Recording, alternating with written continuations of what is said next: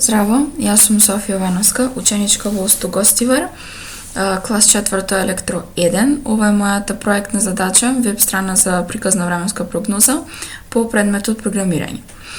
Како што гледате, мојата веб страна се состои од неколку дела во кои што јас ја прикажувам моменталната температура и прогноза и ја прикажувам температурата и прогнозата за секој час од денот, почнувајќи од 1 час од пополноќ па се до 12 часа на полноќ и температура дневна и ноќна и прогноза за секој ден од неделата, почнувајќи од денот кога веб страната е отворена од страна на корисникот. Исто така може да се избере за кој град ја гледаме прогнозата. Јас имам набрано само 3 градови, можат многу лесно да се додадат. Како, например, прогнозата во Скопје или Тетово, каде што исто така врнешлив.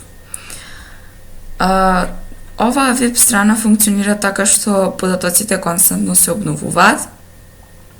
Тоа се возможува преку овој дел овдека,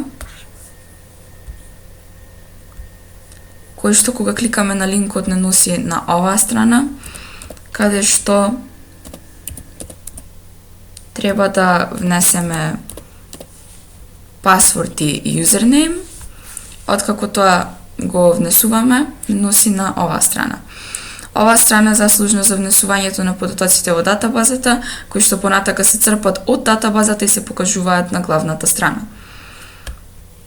Тука ни се бара да внесеме датум, град, кој што јас во моментов одбрав Скопје. Ги избрав податоци кои што претходно ги имам внесувано, како би заштедиле време. И избрав да биде ветровито, затоа што претходно беше сончево, па да ја видиме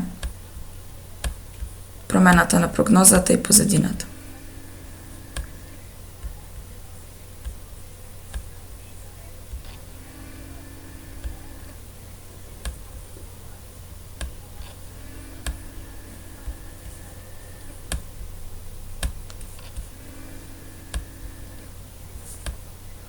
Го избираме соодветниот датум.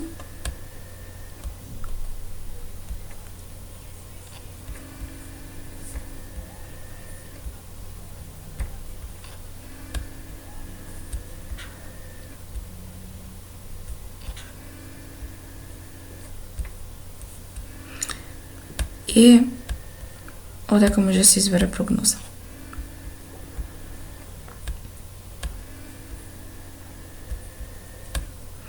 Како и кај градовите имам наброено само неколку, но многу лесно може да се додадат.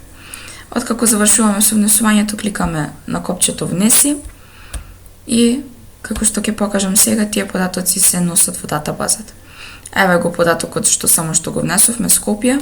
Ова е во табелата неделна, која што е заслужна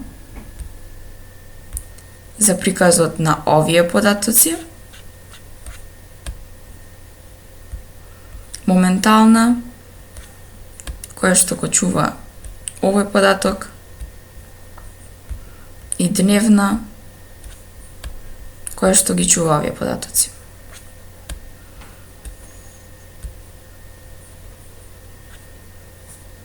И сега да видиме промената.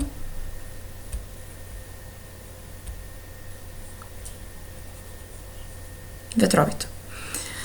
Тоа е мојата проектна, која што се разбира според мене може многу да се надоградува, но е добра основа и добар почеток. Ви благодарам на вниманието.